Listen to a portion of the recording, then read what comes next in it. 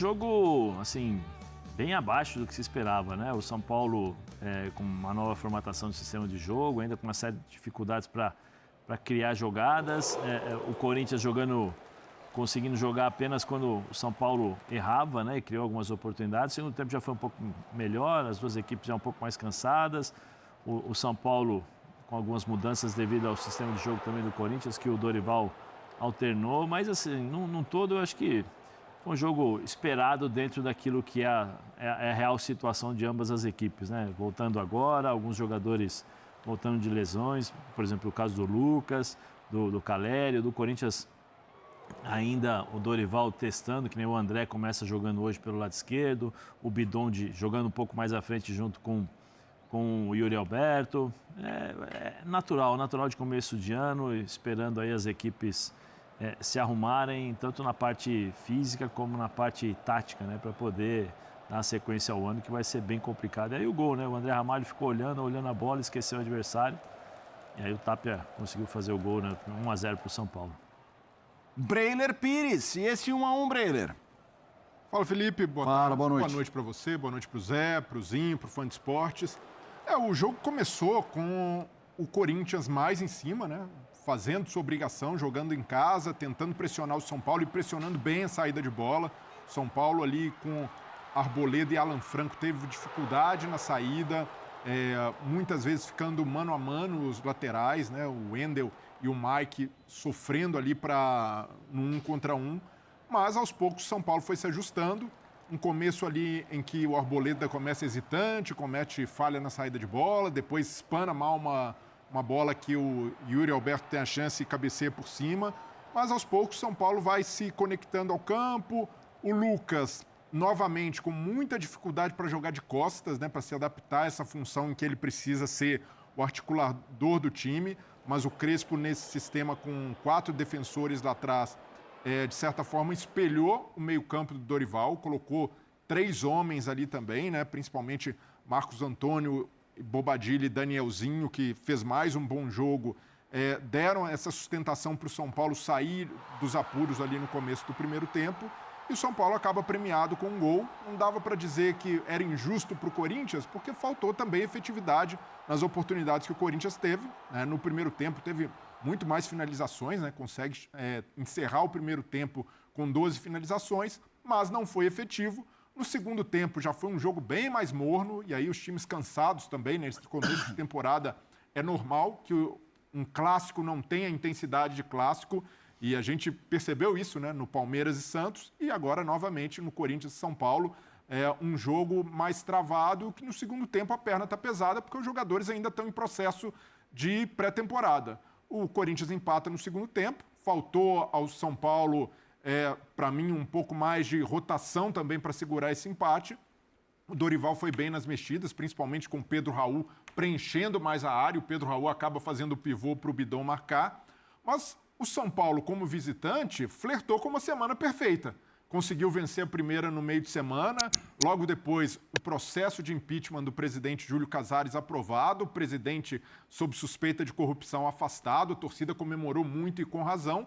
E por pouco não consegue sua segunda vitória em Itaquera. Foi um jogo até, diante das circunstâncias para o São Paulo, bastante aceitável. Do lado do Corinthians se lamenta-se um empate, mas por outro lado saiu atrás, conseguiu buscar. Então, para as duas equipes, está de bom tamanho, pelo que apresentaram nesse clássico. Zinho, muito boa noite. O seu destaque inicial, sua análise desse 1-1 Corinthians e São Paulo. Tudo bem, Zinho?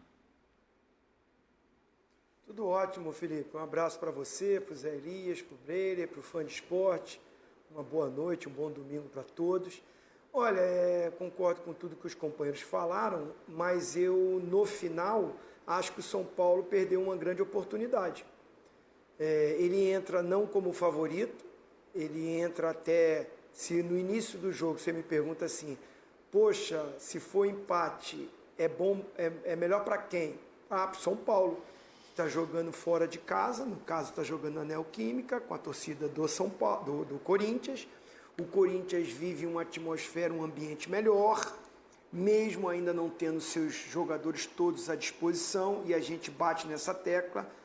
O Corinthians é uma equipe competitiva quando ele tem os 11 titulares à disposição.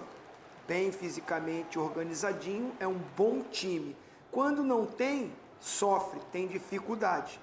E aí, pensando dessa forma, o Crespo muda o sistema de jogo e me agradou o meio-campo que ele montou, mesmo o Breire dizendo do posicionamento do Lucas, realmente ele tem dificuldade de fazer a ponta desse losango, mas ele pode muito bem jogar ao lado do próprio Luciano, que também não é um centroavante, que vem ali na intermediária ofensiva para dialogar, para trabalhar a bola.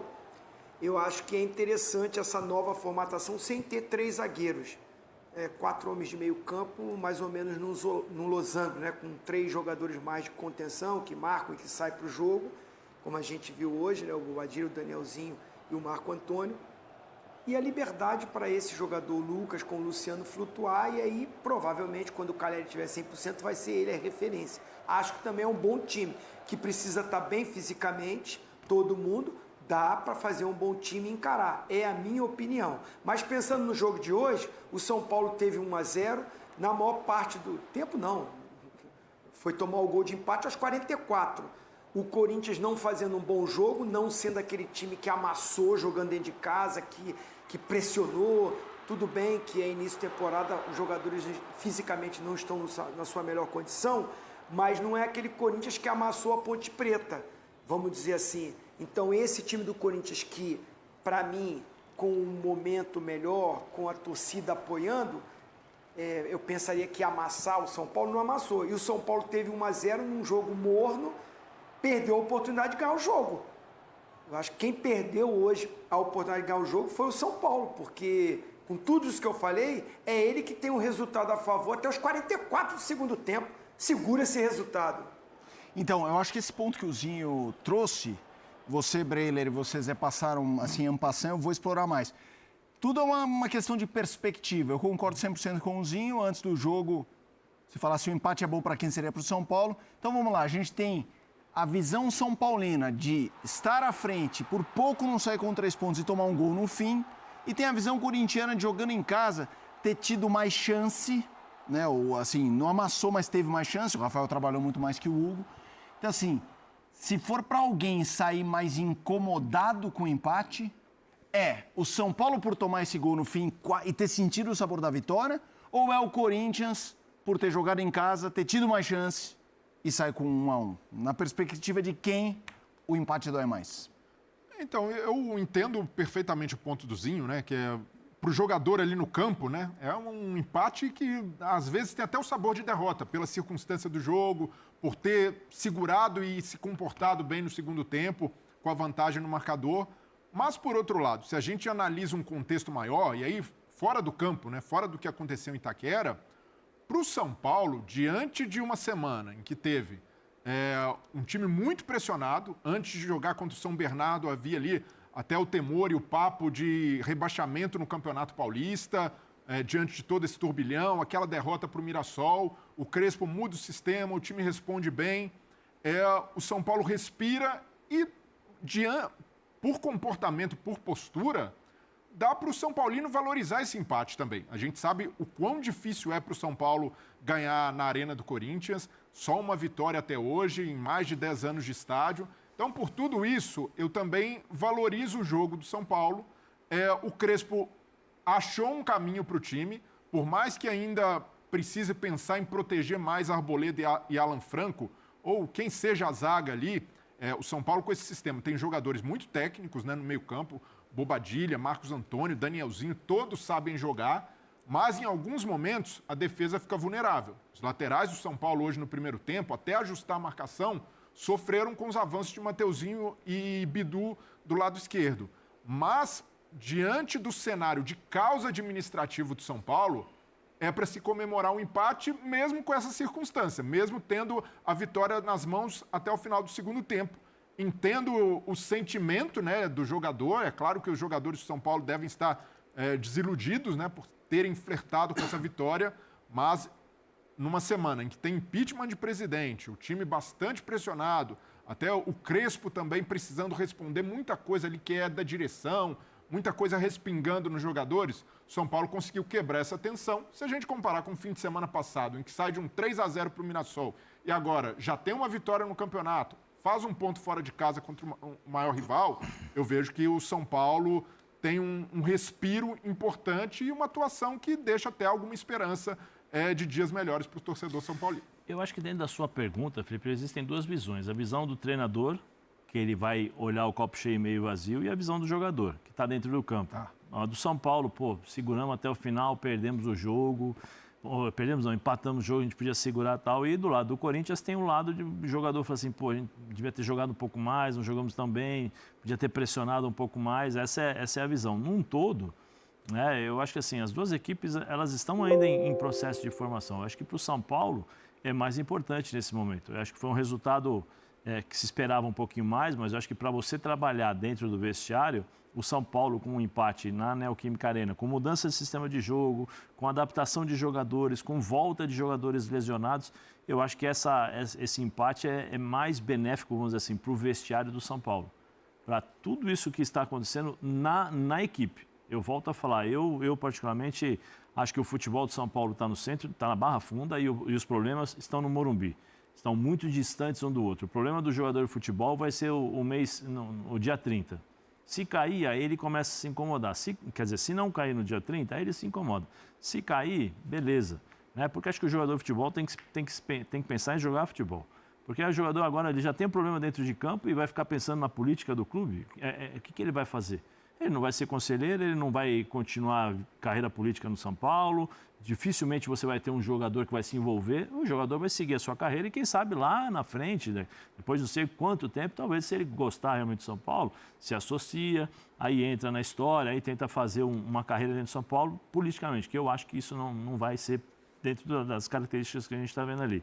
Então, acho que dentro de todos os problemas, as mudanças, as cobranças, eu acho que esse empate é benéfico, muito mais benéfico para o São Paulo no sentido de, estou testando um sistema novo, que nem no segundo tempo ele tirou, né, o 4-3-1-2, ele colocou um 4-3-3, porque o Corinthians voltou a jogar com o Ranieri como um zagueiro, então ele jogou o Lucas lá aberto para o lado esquerdo e voltou três zagueiros e colocou 3 atacantes. Tanto é que logo depois ele coloca o Ferreirinha para jogar de ponta. Por exemplo, o meio-campo do São Paulo, meio-campo muito bom. O Vovozinho falou, né, de um sistema de jogo com 3 defensores, mais ou menos o que tem o Corinthians, que faz isso também. O Corinthians joga no 4-3-1-2, praticamente é um espelho do time do Corinthians, com o Garro e com os 2 atacantes ali na frente. Esse é o que o Crespo fez hoje. Precisa de uma adaptação, não é normal. Não é assim, vamos montar e vai sair tudo beleza. Não, o Lucas, há quanto tempo não vinha jogando? Muito. Então, assim, há muito tempo. Então, ele vai ter que se adaptar aos passes, aos espaços para receber os passes. Em termos de bola, sem a bola, por exemplo, sem a bola era nítido. Ele encostava e fazia a sombra no Ranieri. Era nítido. Ele chegava lá no Ranieri e não deixava o Ranieri pegar na bola. No segundo tempo, o Ranieri já saiu um pouquinho mais, ele teve essa dificuldade de se adaptar. Então, algumas coisas que irão surgir ao longo da temporada, que eu acho que o São Paulo o Crespo começa a entender que ele pode mudar o time com as características dos jogadores que ele tem. Daqui a pouco volta o Calleri 100%, a bola já não vai bater e voltar como bateu e voltou hoje o tempo todo, porque o Calleri vai segurar a bola, ele vai brigar com o zagueiro, então vai dar tempo do Lucas chegar um pouquinho mais, vai dar tempo desses 3 jogadores de meio campo se aproximarem, o Danielzinho, baita de um jogador, o Marcos Antônio junto com o Danielzinho também podem encaixar ali, entendeu? Então, assim, o Bobadilla, que eu acho que dos 3 que jogaram hoje, tecnicamente, eu acho que é o bem mais inferior, mas em compensação é o cara que corre muito. Então, talvez a gente não sabe se ele possa inverter, por exemplo, o Bobadilla ali no meio só para fazer essa marcação, ou o Pablo Maia ali na frente só para fazer a marcação na zaga, não sair, fazer essa bola chegar aos pés do Danielzinho e do próprio Marco Antônio. Então, assim, tem algumas variações que podem ser feitas e que acho que o Crespo pode avaliar isso com mais tranquilidade. Mas um jogo como esse, que você sai de um sistema de jogo, um segundo jogo, né, apenas, para jogar contra um Corinthians que, como o Vovozinho falou, vive um melhor momento, tem uma maior tranquilidade para o Dorival poder trabalhar, entre aspas, né, porque o Dorival está desesperado porque tem que encontrar essa equipe rápido, porque daqui a pouco tem Campeonato Brasileiro, tem Libertadores, tem uma série de jogos, uma atrás da outra, Campeonato Paulista com regulamento difícil, né, regulamento novo. Muito. Você tem que ganhar o tempo todo, senão daqui a pouco você briga por rebaixamento. Mas é Campeonato Paulista, mas isso influencia dentro de um vestiário, então você coloca pressão. Então, eu acho que assim, para o São Paulo hoje, foi um jogo, vamos dizer assim, melhor para o vestiário, melhor para o Crespo. para o Dorival uma afirmação de que ele precisa acelerar alguns processos e que ele ainda precisa de jogadores. O Corinthians, por exemplo, quando não joga o Memphis ou quando não joga o Garro, tem muitas dificuldades para a bola ficar lá na frente. Então é isso, hein, galera? Esse empate no fim, óbvio que fica ruim pro São Paulo. Eu acho que o São Paulo tentou jogar o jogo inteiro, jogou o jogo inteiro. Só foi um bom jogo hoje. Danielzinho e Marcos Antônio, cara, 1-2, jogou muito bem. Mas esse gol no fim, acho que frustra um pouco o São Paulino, mas, pô, ganhamos na quarta, empatamos no domingo fora de casa. Foi um excelente ponto. Mesmo esse empate aí, na minha opinião. E quarta que vem o São Paulo joga no Morumbi contra a Portuguesa. E São Paulo ganhar da Portuguesa já chega a 7 e dá mais tranquilidade assim no campeonato pra seguir, né? Porque se a gente pensar que depois do 3-0 do Mirassol a gente pensava em cair, eu acho que agora já começa a ver uma melhora do time, sim, cara. Foi bom jogo do São Paulo hoje na Arena Corinthians. Comenta aí a opinião de você, o que você acha do jogo aí. Se inscreve no canal, deixa o like, comenta sua opinião. Valeu, é nóis!